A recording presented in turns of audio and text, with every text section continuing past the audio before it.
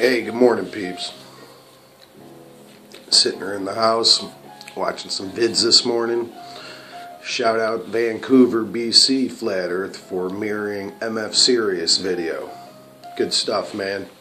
MF Sirius and I go back many years. Masonic Lodge brothers, co-workers, brothers. So he's a solid cat with a solid mind, so good job. Shout out Vancouver for mirroring his shit. Dude's got a great mind. Also brew some great beer and grow some great shit. But today, I wanted to talk to you guys about this Martinism that I brought up about Mark Sargent the other day. When people talk about the Masons and Illuminati, I have never heard any of these shows, people, truthers, conspirators, whichever, mention Martinism. And when I had brought it up the other day, I had to go back and look at what I knew about Martinism. And I found some interesting things. That this Martinistic group, or way of being, was started in the 1700s. Again, when a lot of these Masonic bodies were forming, popping up with different philosophies. A guy by the name of Martinez de Pasquale, 1727 to 1774, supposedly through transmissions, praying, enlightenment, came up with a philosophy and a way of thinking and turned it into, I believe, an 8-degree rite. Just like in the Masonry where you go through degrees of advancement of enlightenment, supposedly. Not in America. You would get enlightenment. So this De Pasquale, they weren't sure if he was a Spaniard or a Frenchman, supposedly got enlightened and put together what was called the Order of the Elus Cohens. Now we know what Cohen means. Some say Cowan. Cowan's an eavesdropper from Masonry, but Cohen is another word for Jew. If you were considered a Cohen, you were considered a Jew back in the days, 14, 15, 16, 1700s.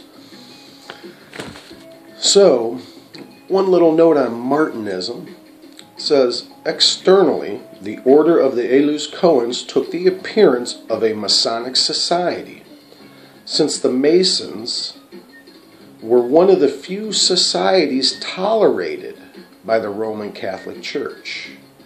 Now this is in 1700s.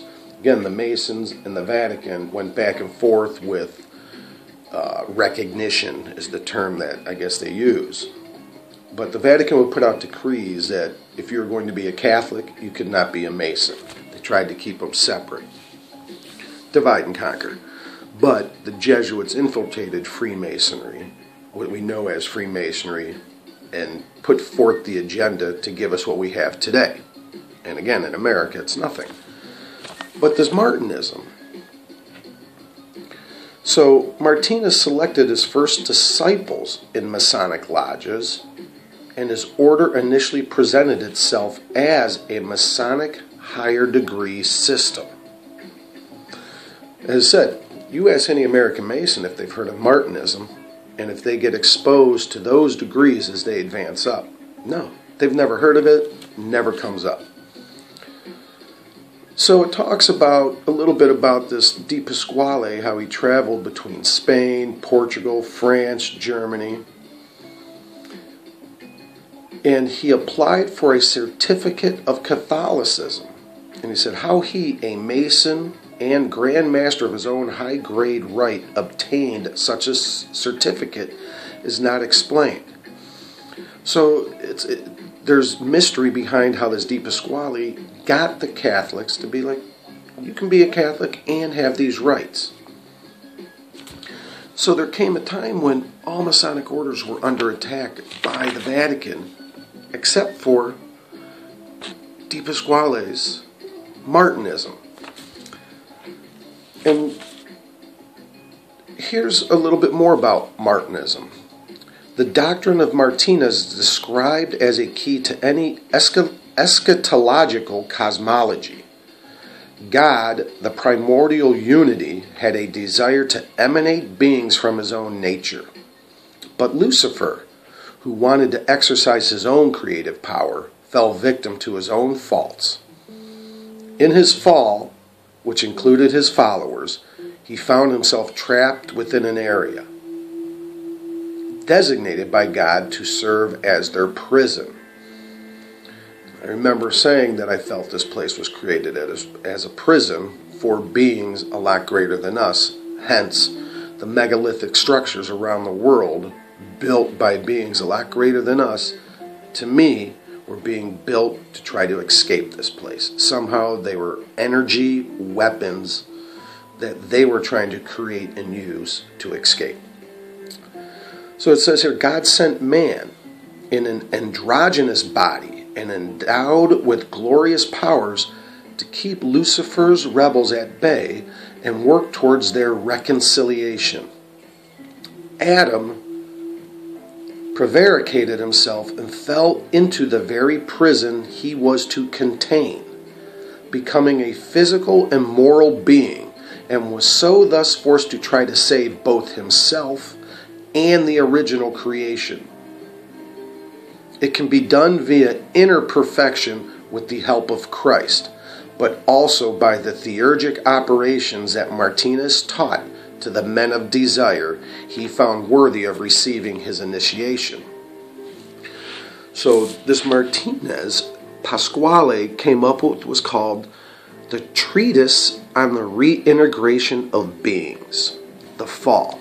So this degree system he put together, ultimately in his structure, I'm generalizing for Martinism, is to take you back to the state of Adam. He was the purest man, and since Adam it has always been lessened, and lessened. So he put forth a degree system that was to reintegrate you back to the state of Adam. So if it's really about Adam, it's steering you away from Christ.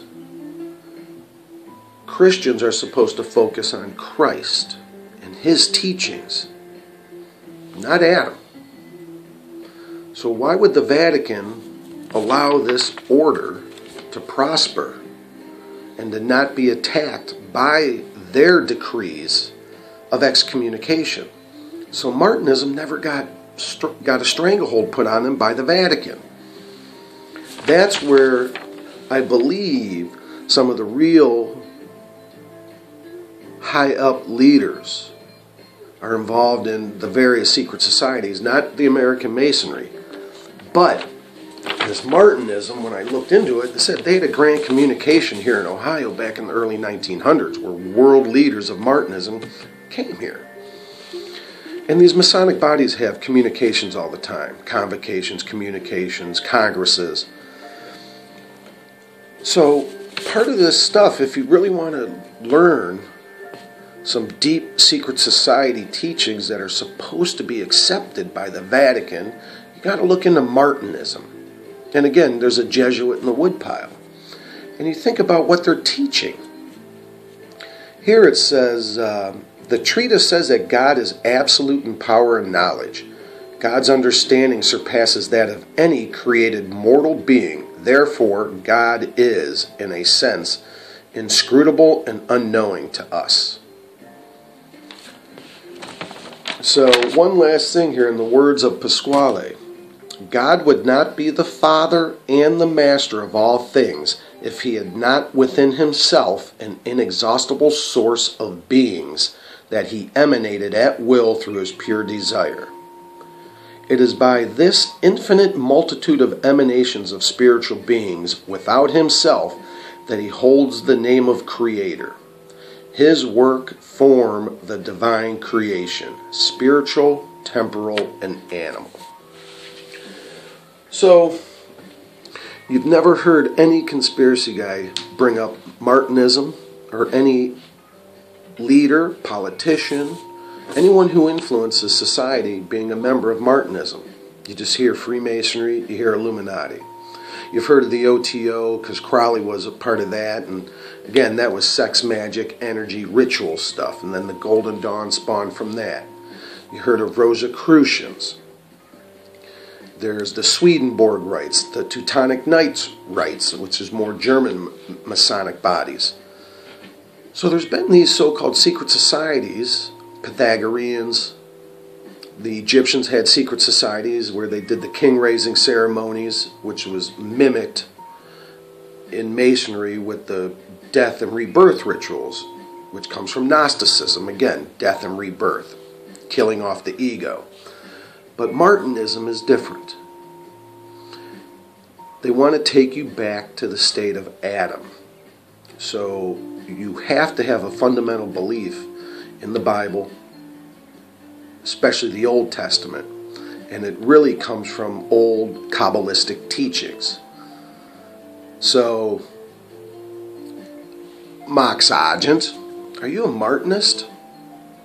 Because again, I've met some Martinists and they were shady characters.